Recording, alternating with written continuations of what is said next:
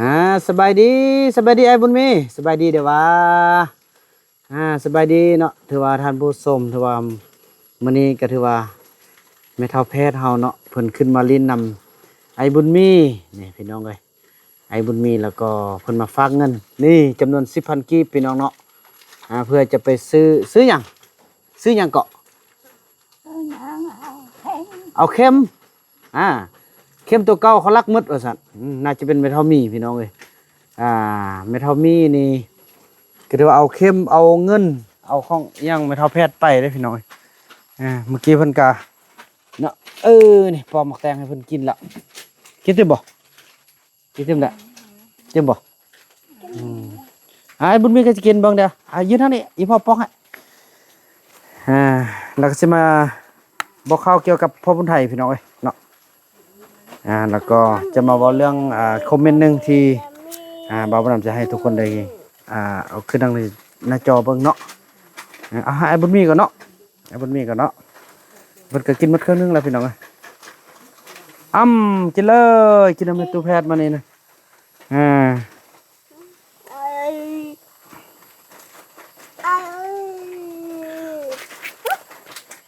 ก่อนที่เว้าเรื่องพ่อบุญไทยอาการของพ่อบุญไทยพี่น้องเอ้ยก็จะแม่นมาเว้าโอ้อันนี้มีผมมาเว้าเรื่องคอมเมนต์หนึงที่บ่าวบ่นำอยากให้ทุกคนตัดสินเบิ่งโดยว่าจังไดว่าแม่นแบบใดแท้พี่น้องเนาะบ่าวบ่นำได้เอาขึ้นบ่กินแล้วกินแล้วซั่นเอาวันนี้บ่น่าคิดถึงบ่เด้อเพิ่นกินหมดโพงนึงแล้วนี่พี่น้องจะเอาคอมเมนต์นี้ให้ขึ้นให้เบิ่งจากครอบครัวอัปปี้ก็จะว่าครอบครัวอัปปี้นะพี่น้องเอ้ยบ่ฮู้เพิ่นว่าจังซี่พี่น้องเนาะเอาขึ้นทางหน้าจอละเพิ่นว่า FC เขาบริจาคเงินให้ต้องเรืองเอาไปในหมด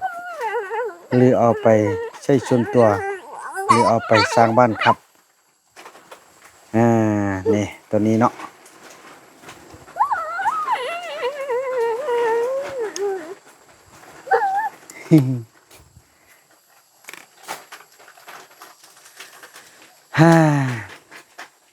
เสียดายว่ะ เห็นอันจากคอมเมนต์ของอันพวกส่วนอัปปี้นี่เนาะจะว่าจังได๋สังสิว่าคน10กว่า20คนแต่ละมื้อจะเป็นเอ็นอุ่นระยะบ่แม่นน้อยๆ 3-4 ปีก็จะว่ารวมๆแหละซะพี่น้องเอ้ยบ่าวบ่นำคิดว่าคนประเภทนี้เป็นคนประเภทที่บ่มีปัญญาแล้วก็บ่มีแบบบ่ฮู้นะจิหาแล้วก็บ่สร้างสิมาเฮาเครื่องบินว่าซั่นซะเนาะมาเฮาเครื่องบิน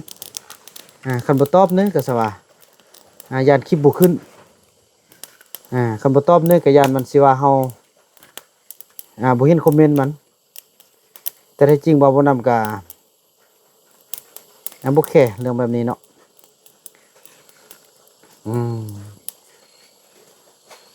อันตรายน่าสมเพช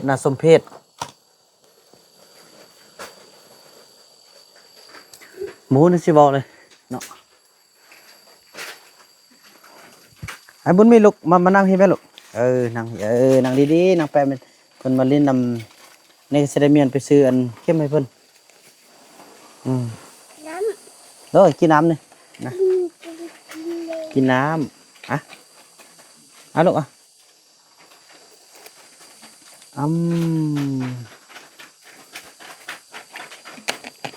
ถ้าแพทย์เพิ่นก็ขึ้นมาเล่นน้ำเนาะให้ยิ้มตลอดได้พี่น้องพอแล้วกินเท่าน้อยเอาซะแล้วกินบ่มึงกินเถอะให้ FC คอมเมนต์เด้อพี่น้องบ่าวบ่นำจะให้อันโดยให้ FC เป็นผู้คอมเมนต์ตัดสินเนาะว่าคนผู้นี้นะจะให้เอิ้นว่าจังใดเนาะ บ่าวบุญนำเนี่ยบ่ฮู้ได้สิเอิ้นละก็สุดกับอันอัปปี้แหละเนาะสุดกับอัปปี้ละบ่าวนำบ่สร้างสิเอิ้นละให้ FC เป็นผู้เอิ้นซะตั้งฉายาซะพี่น้องเพอคลิปต่อไปบ่าวนำจะคอมเมนต์ตอบว่าเป็นแบบใดนะเนาะแล้วบรรทัดที่2พี่น้องบรรทัดที่2นี่ก็คือทางพ่อบุญไทยเนาะหลังจากที่ว่าปิ้นปัวกันมาได้ประมาณ2มื้อพี่น้องเอ้ยประมาณ2มื้อแล้วก็อาการก็ดีขึ้นแล้วเพิ่นก็ขอบบ่าวบุญนำแหละไปยามแฮวเดี๋ยวนี้เพิ่นเอาครอบครัวเนาะมาอยู่นำแม่เฒ่ามีแล้วก็แม่เฒ่ามีก็รอท่าบ่าวบุญนำไปปลุกอันนั้นแหละพี่น้อยนี่เกี่ยมเกลือมันก็ซื้อเกลือเพิ่นนี่เพิ่นก็แบ่งกันไปซื้อเป็นเป่าเลยคือทำไม่เท่ามีหันก็ยังเกลือเป็นนวดเบาวันนั้นก็ฝากไปพุ่นละฝากไปก็พอมีอยู่มีกินแหละเนาะพอเขาก็มียังมีไล่อยู่สิไปมื้อใดก็ฝนตกได้พี่น้อยแต่น่าจะเบิ่งประมาณมื้ออื่นก็จะได้เข้าไปหาเพิ่นเอาผ้าบัดไปปลุกเฮือนให้เพิ่นพอมาก็มาบ่ได้เนาะแล้วก็ไล่คนถามว่าเป็นยังบ่เอาแม่เฒ่ามีหมาอันนี้ก็ถือว่าเราบ่อยากมาเทื่ออันที่1อันที่2มาก็เราก็คือสิมาบ่ได้แล้วล่ะเนาะสิให้ไปห้ามมันก็เป็นไปบ่ได้เพราะมันก็อยู่สูงพี่น้องเอ้ยมันก็อยู่สูงมันก็อยู่ไกลเนาะการเดินทางก็มันบ่รถก็บ่ฮอดเด้ฉะนั้นก็เอาตามใจเว้นแต่กรรมว่ามีแต่เอาข้าวเอาน้ำไปส่งไปยื่นให้เพิ่นส่วนนั้นพ่อบุญไทยก็น่าเป็นห่วงอยู่เพราะว่าพ่อบุญไทยนี่ก็ตามการบอกของท่านหมอเนาะก็แม่นกินเนื้อแดงเอาอย่าเปิดแม่บ่นี่น่ะอย่าเปิดอย่าไปยืนไปเปิดก็สิแม่นนั่งไปแม่ตู้แพทย์ลูกส่วนพ่อบุญไทยนี่อาการคือว่าสินักไปทุกมื้อแหละพี่น้อยเนาะแต่เพิ่นก็มาเฮาก็ปัวแล้วก็ไปจังซั่นแหละพอเขาเจ้าอยู่ป่าพี่น้องมันสารอาหารมันก็บ่ครบนั่นแหละกินแต่ข้าวกับซีนมันบ่เขาจะบ่เน้นกินผักเด้พี่น้องเอ้ยจะบ่มีผักเขาเจ้าจะกินแต่เนื้ออย่างเดียวฉะนั้นแหละมันก็เกิดเป็นโรคอะไรหลายอย่างตามมาพี่น้องเอ้ยฉะนั้นก็เพิ่นมาเฮาก็ค่อยปัวเพิ่นเอาอันนี้บ่าวน้ำหนึ่งเข้าพี่น้องเอ้ยเนาะอูดไปเท่าแพทย์เป็นน่ะดอกเพิ่นก็มาควันอยู่เนาะ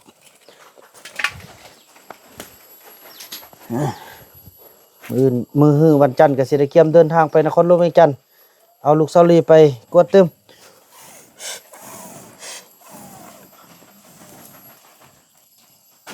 เดี๋ยวบ่าวนำเห็นคอมเมนต์FC เพิ่นได้คอมเมนต์มาว่าถ้าบ่มีพ่อบุญไทยอยู่ในป่านี่ทุกคนคงอาจจะออกมาแม่นพี่น้อยเนาะแล้วก็บางท่านก็แชทมาทางส่วนตัวบอกว่าบ่อันแบบบ่อยากเป็นปัวหั่นนะแต่ว่าคันเฮาสิเอาแบบเขาจะมาอยู่เลยแท้ก็ถือว่าบ่ปัวก็ได้แต่พี่น้องแต่ว่าเป็นไปบ่ได้เฮาเฮ็ดบ่ได้พอชีวิตคนเฮาก็ช่วยกันไปแหละพี่น้องเอ้ยคือว่าอันใดมันสิเกิดมันต้องเกิดพี่น้องเรื่องธรรมชาติเฮาจะบ่ห้ามคือแบบพอคนไทยนี่บ่าวบุญนำห้ามใดเด้สมมุติว่าบ่ตัดใดเด้ตอนนี้ตอนที่ว่าเราเป็นนะคันเฮาบ่มีมนุษยธรรมนะโอเคลูกบ่มีเงินลูกบ่ปัวและอีหยังต่างพอหักดินรถไปผู้เดียวแล้วก็สิไปอยู่ป่าแล้วก็สิไปบ่ได้แฮงเป็นบาปเป็นกรรมพี่น้องฉะนั้นเฮาก็ต้องได้ช่วยละพี่น้องเอ้ยเนาะช่วยไปสุดที่จนที่ว่าทุกอย่างมันไปตามเวลาของมันคิดว่าเมื่อถึงเวลาของมันก็สิคงจะเป็นไปตามแบบนั้นแหละพี่น้องเอ้ยลิ้นนำไปตู้เด้อแต่โอ้บ่ลูกบ่เล่นลูกไปนี่ก่อนโอ้ลืมอุ่นข้าว ฮ้ยเด้ยอีพ่ออุ่นข้าวแป๊บนึงกันเด้อแน่นางลิ้นแม่ตู้แพทย์แม่แม่ตู้แพทย์มาลิ้นนำนี่เด้ยมาลิ้นนำแม่ตู้แพทย์เด้เพิ่นเอาเงินมาให้ซื้อเข้มพี่น้องเอ้ยถ้ากินข้าวลูกกันเด้อถ้ากินข้าวต้นซ้อยกันเด้อเพราะว่าอันนั้นนะพี่น้อยคนมาไล่เนาะมาช่วยเวียกไล่แล้วก็สินึงข้าวเพิ่มไว้กินตับสวยตับสาวกินไปละนึงละ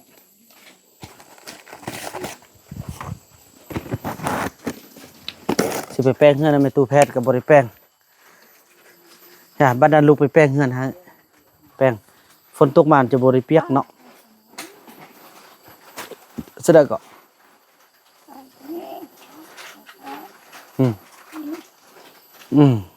เนี่ยนะขึ้นหอดขึ้นมาลิ้นนำเลยไม่เท่ามีก็อยากไปอยู่พี่น้องเลยอยากไปห้าเพิ่นแต่ว่ากันไปมันจะยากขนาดพี่น้องฝนตกห้าก็แดดมื้อนี้เลยนี่แดดมื้อนี้แล้วก็เส้นทางก็รถก็แทบจะไปบ่ได้ละบ่คือแต่เก่าพี่น้องแต่เก่านู้สมัยอันจีนมาเฮ็ดสวนกล้วยนะเส้นทางสบายพี่น้องเอ้ยมอดได้เด้อปิดได้เด้อเดี๋ยวนี้แท้เพิ่นหมดการสัมปทานแล้วก็แม่นทางก็หมดไปนำพี่น้องเอ้ยปิดได้แม่ลูกปิดได้ปิดเทิงได้เป็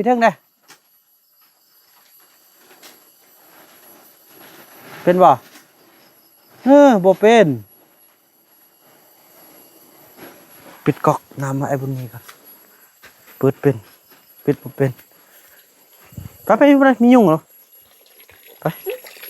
ปิดโอ้นี่นะเวลาก็ปิดนี่เลยไปย่างไปไม่ย่างนี่นะปูยกปูโอ้ยกปูไปเรียกอย่างไรอันที่จะเฮ็ดไปหน่อยเฮ็ดเงินมาตู้แพทย์เฮ็ดเงินมาเท่ามีนี่แล้วเวียกของซาวลีกับบ่าวเฟืองนี่ก่อนเกี่ยวกับลูกสนิทกับสั้นบ่าวเฟืองไทยแลนด์หมดละ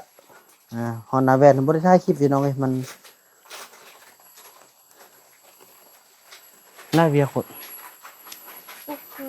จะสำเร็จละมาเป็นพลเมืองของบ้านพลทองที่ถูกต้องละไอ้เฟืองก็ได้จังไรลูกเกือบนะ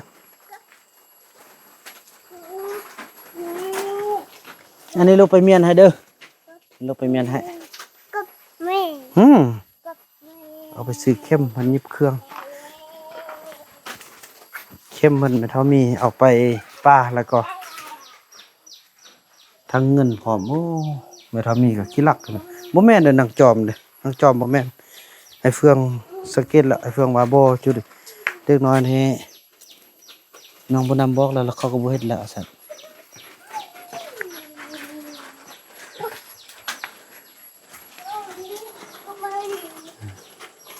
มันนี่เพิ่นมานั่งเล่นน้ำพี่น้อยเนาะนั่งเล่นไอ้บุญมีได้ไหมไอ้บุญมีนั่งเล่นในตู้แพทย์ได้ไหมเหนื่อยใส่เกือบใส่เห็นอะไรอ่ะแข็งแห้งมื้อนั้นแท้รักเมื่อนำพ่อบุญไทยพี่น้องเอ้ยเมื่อแล้วพ่อบุญไทยโบท่าพอบุญไทยโบท่าแล้วมันได้ประมาณชั่วโมงปลายเนี่ยเพิ่นฮู้ทางเพิ่นกลับมาคือเก่าถ้าฮู้ทางนี่ไปเลยแหละพี่น้องนี่แบบลืมไปหมดแล้วนั้นนี่นะลืมไปหมดแล้วแม่แพทย์นี่ลืมทางกลับบ้านละพยายามนี่ไล่เทื่อแล้วแต่ก็บ่ฮู้ทางพี่น้องเนาะบัดนี้ก็อยู่นำแต่เฮาก็ดีใจได้เบิ่งได้แย่งกันไปพี่น้องเอ้ยเอาบุญเอากุศลไปนำกันหั่นแหละเจ็บยังลูก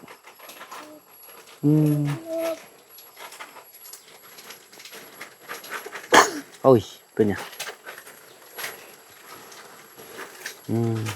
อันนี้มันผู้ใดนี่เมตู้อ่ะเมตู้แพทย์เมตู้แพทย์ อย่าเปิดแม่ไว้หมดนี่มักละทรง